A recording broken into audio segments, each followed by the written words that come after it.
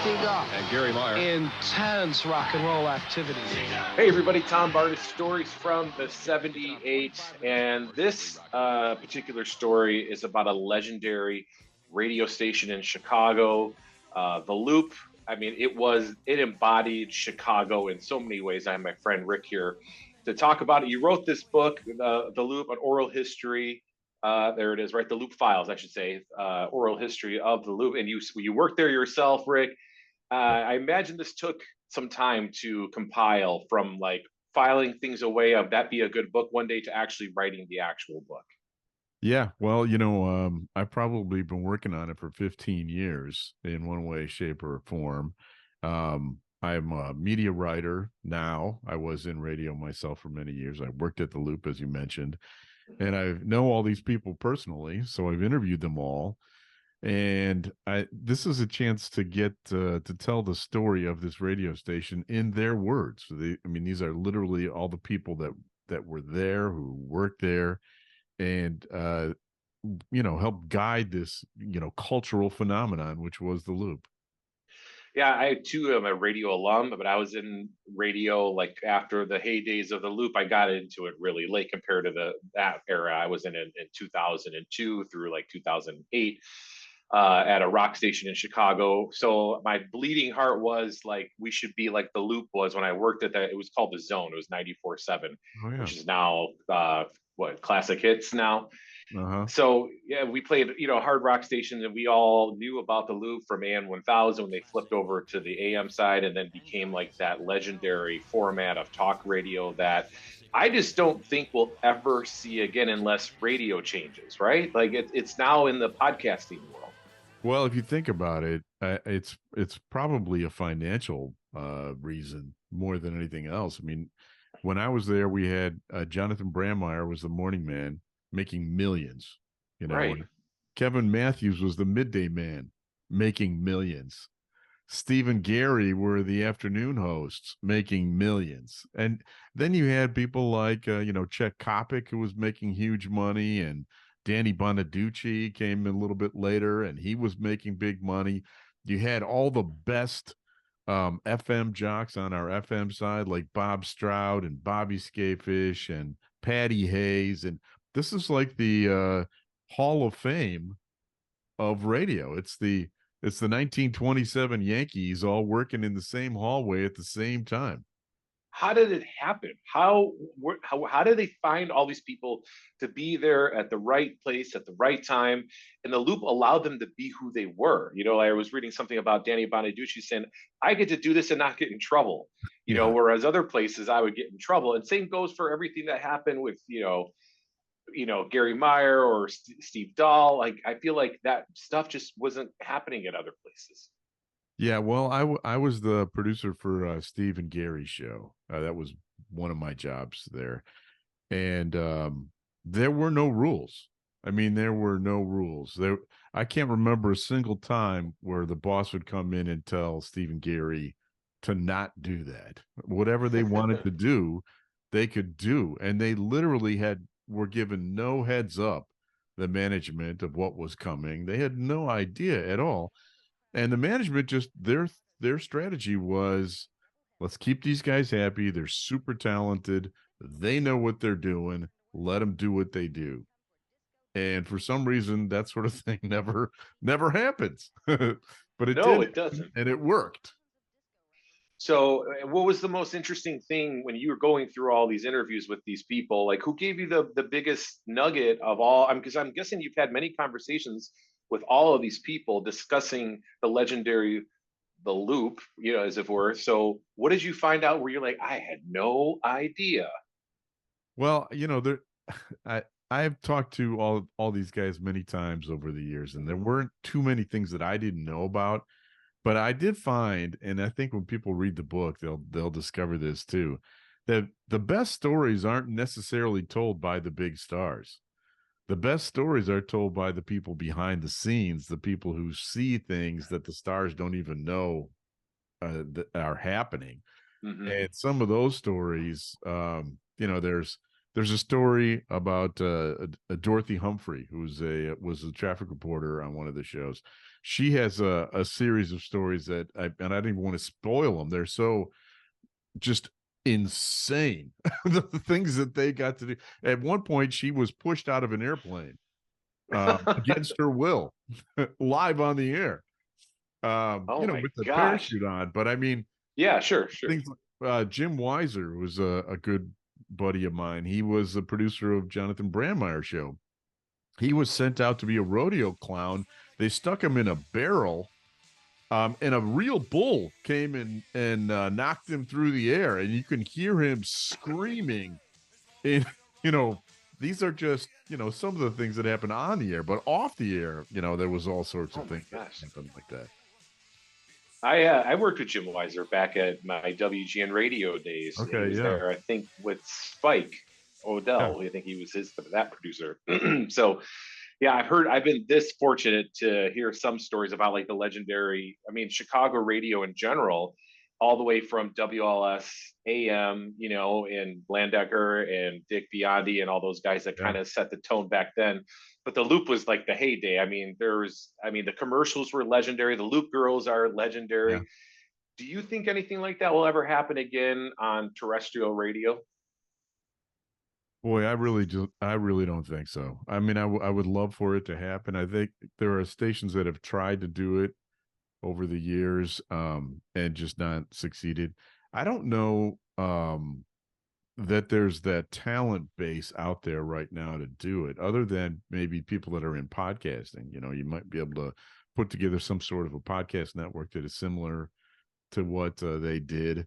But to do it over terrestrial radio with commercials and FCC guidelines, and it was, while I was Stephen Gary's producer, we were fined by the FCC a couple of times, that because we were always pushing the envelope. So you said you were fined. So I imagine that anybody that worked at the Loop pushed that envelope to be fined, and I think nowadays it's just that, conglomerates are terrified of paying any fines, ever since Janet Jackson and the Super Bowl. Right. I feel like it is all changed. But I imagine back then, they're like, this FCC, they're not listening, or, or screw them, like we're going to do what we want to do. Because it wasn't like the Loop was around for a year. It was around for a while. So you did it for a while. Well, I actually went into the FCC files while I was working on this book to read the complaints, and there weren't that many. There were just a few. There were just a handful. And the other thing that surprised me was the fine. Like you talked about the Janet Jackson thing. I believe that fine was like $500,000 or something like that. The fine for Stephen Gary in 1989, $6,000. And I think the bosses were like, all right, that's cool. Just pay the $6,000. It really, they were making so much money. Right. Every advertiser wanted to be on this station. Yeah, you're talking about probably a minute's worth of commercials back then to make up that fine, right? Yeah, exactly. I think they were charging $1,500 for a minute of commercials in 1987. You know what I mean? Insane. Yeah. So you all this to be said, what was the downfall of the Loop? Like what happened? Was there one thing, or was it just a bunch of things? Because I guess the famous saying is that nothing lasts forever, right? Especially when you have that many egos in one room. You've been in radio, I've been in radio. There's a lot of ego in radio. I kind of feel like ego gets the best of a lot of people. Yeah, I think that probably is it. If you read the book, it's kind of you can see it's a story arc. It's building. Everything is great, and then there are clashes. Like, for instance, Stephen Gary broke up. Right. In 1993, at the cusp of the height of their popularity.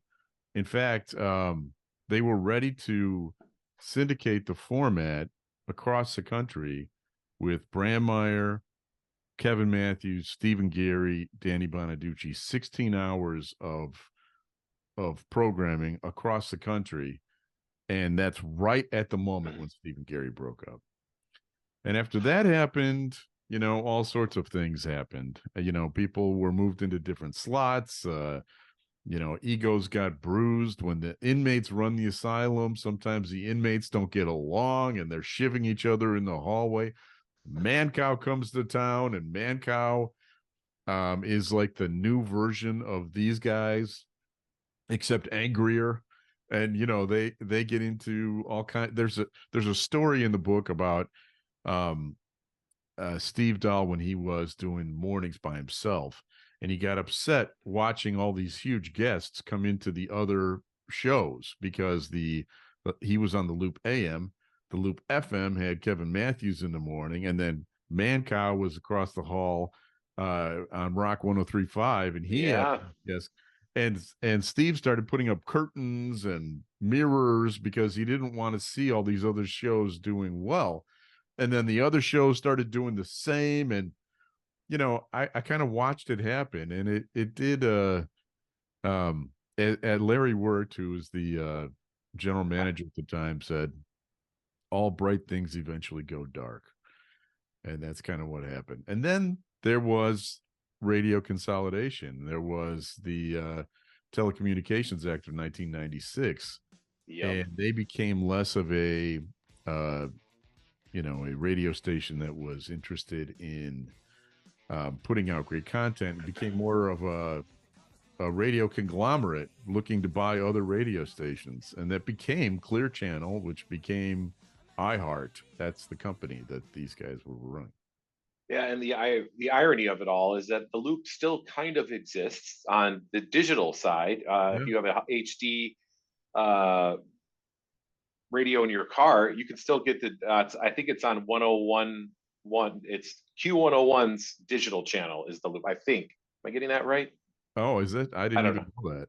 I didn't even know. It is out there where you can go on because every once in a while when you're just hitting, because I'm old school, so I will try to listen to the radio because I want to support the industry and the people that I've worked with, so I'll look through it, and every once in a while I'll hit the HD channel of a certain, I forget what radio station it is. I think it's Q1, but either way, it's the Loop, and you're like, what? Oh, are they back? And then you're like, oh no, it's on the digital channel.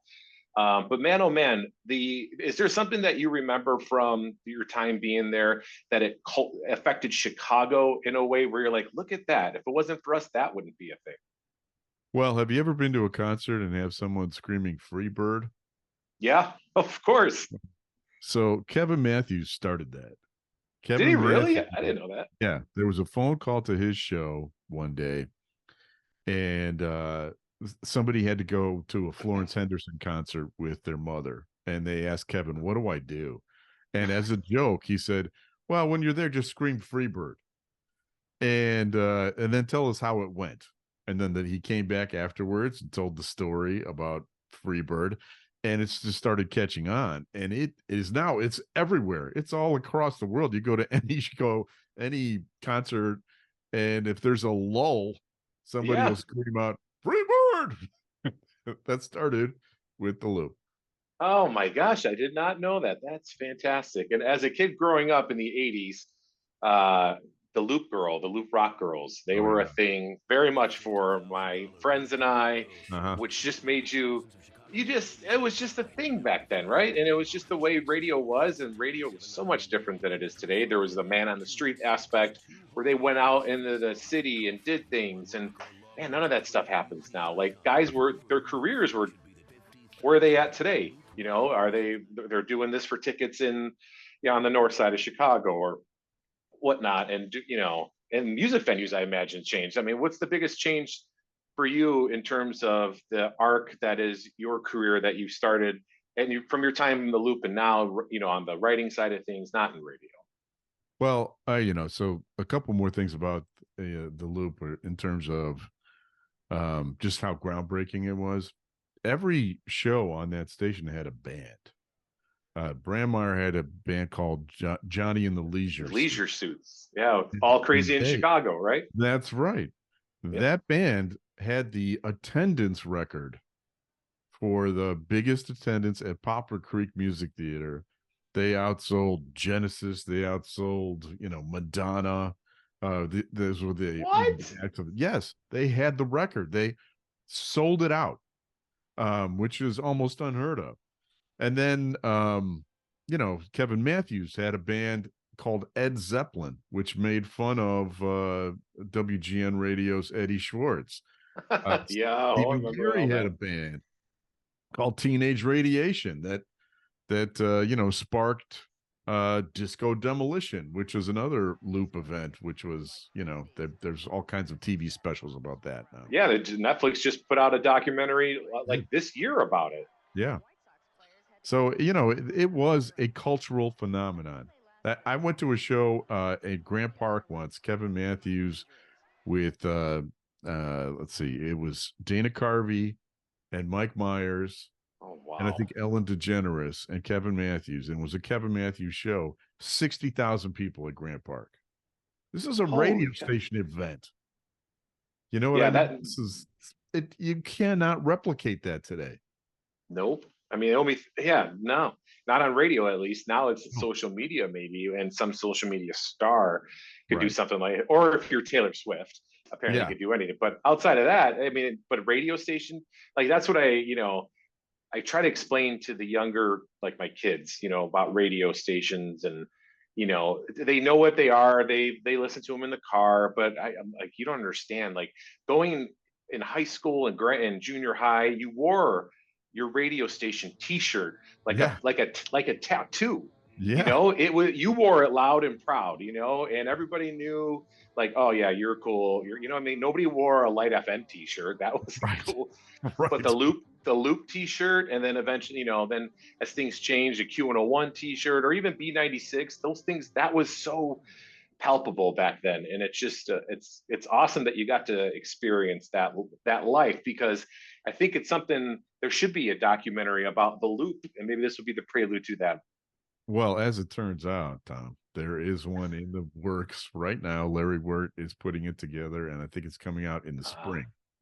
Well, I'm not surprised. That was Larry, the impetus for me writing this book, as Larry told me about the documentary, and I own a publishing company now called Eckhart's Press, and my co-publisher. I know that publishing company. Oh yeah. Yeah. Okay. Has been saying to me, you have these incredible experiences. Why don't you write about the loop? Everybody would like to read about and it's too much work. It's, I don't know if people care anymore. But as soon as the word came out that I have this out there, it's been selling like crazy, and it's not even officially out until November 10th. So I guess he was right. Yeah, it seems Larry has a good idea a few times. He was my former boss at WGN TV. He was the big guy in charge there. So very familiar with that leadership. And it's very cool that you got to write it down. I imagine it was just daunting to figure out what goes in the book and what stays out of the book, because I'm sure there were things that were like, maybe that shouldn't go in the book, or were you no, we're putting it all in there? There are a couple things I didn't put in there. I don't want to get anybody, arrested. From the stories I've heard, I could understand.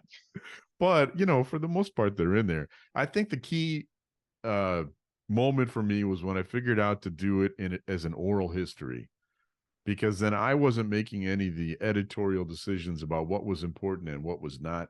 I let everybody tell their story in their words, and then I wove it together as a narrative. And that way, if you disagree with somebody in here, or you don't like one person, you may like someone else, and it's not just on me. Right. And I imagine, were they all forthcoming with information, or did you have to pry it out of them? No, everybody was very helpful. I was just amazed at how great it was. I spent hour and a half on the phone with Jonathon Brandmeier shortly after he had throat surgery. He probably shouldn't have been talking as long as he did, but he was super supportive to me. And the thing that he said to me that it really sticks with me is that the accolades don't mean anything to him. He's in the Radio Hall of Fame. The thing that means the most to him to this day, and this is why the book is, this is who the book is for, It's when he meets the fans and they tell him how much that meant to them, how much the loop meant to their lives. That means more to him than anything else. Yeah, I mean, that's fantastic. I mean, that radio station became your best friend. If right. you lived in Chicago and you loved anything remotely close to rock music, your best friend was the Loop and all the people at the Loop.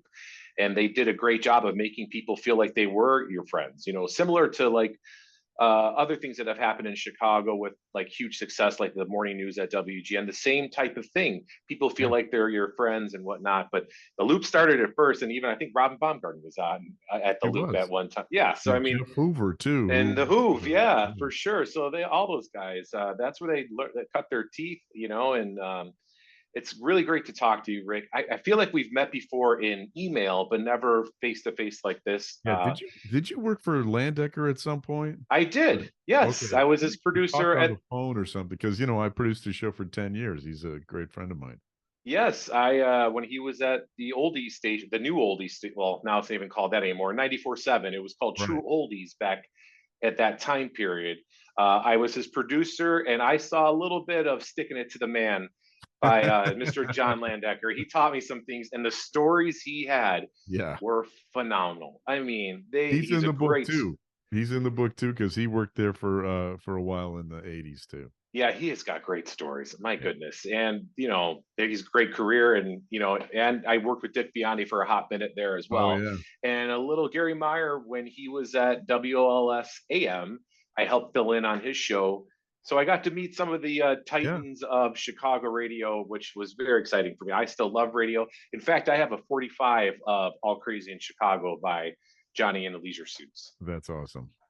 So people want to buy the book. We've been talking about this whole thing. Where can they buy the book? So Eckhart's Press is the name of my press, ECKHARTZ press.com. There's lots of other Chicago media books in there. That's kind of our specialty. So if you're interested in Chicago media, we probably have a dozen or more books that might be of interest to you. It's also eventually going to be on Amazon and as an ebook, and then look for the documentary coming up in the spring. Rick, thank you so much for taking time to chat with me. I appreciate it. Thanks, Tom.